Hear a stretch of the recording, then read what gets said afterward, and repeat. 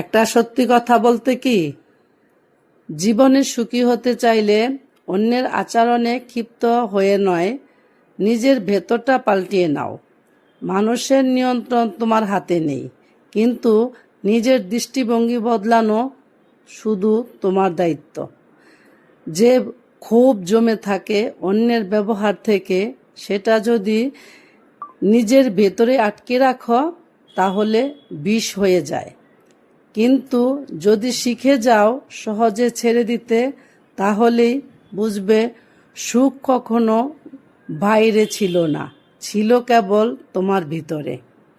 আসসালামু আলাইকুম, সবাই কেমন আছেন? যে যেখান থেকে দেখছেন সবাইকে আন্তরিক ভালোবাসা।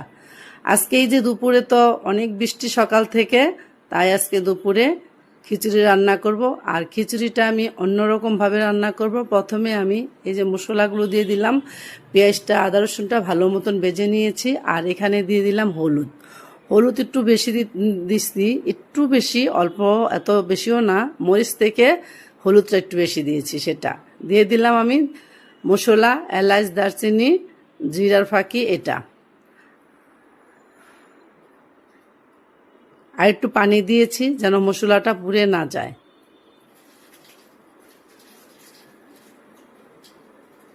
আর এই বৃষ্টির দিনে কিন্তু সবারই, ছোট বড় সবারই দিয়ে দিলাম মরিচের ফাঁকিটা অল্প দিয়েছি, এখানে আমি কাঁচামরিচটা একটু বেশি দিব তাই। আর এই বৃষ্টির দিনে ছোট বড় সবারই খিচুড়ি খেতে ইচ্ছে করে, তাই আজকে আমি খিচুড়িটা রান্না করে নিলাম। আর এখানে একটা মশলা দিব, আমার নিজস্ব মশলা, এটা দিয়ে রান্না করলে এত মজা হয় যা বলার মতন নয়। এই যে এই মশলাটা দিয়ে দিলাম, আমার মশলা প্রিয় একটা মশলা দিয়ে দিলাম। এটা দিয়েই আমার খিচুড়িটা অনেক স্বাদ হয়েছে। বসিয়ে দিয়েছি এখানে আরেক চুলাতে, আমি কষিয়ে একদম ভালো মতো হাতে মেখে আমার এই মশলা দিয়েই বসিয়ে দিয়েছি এখানে গরুর মাংস। আর এখানে আমি খিচুড়িটা রান্না করে নিব।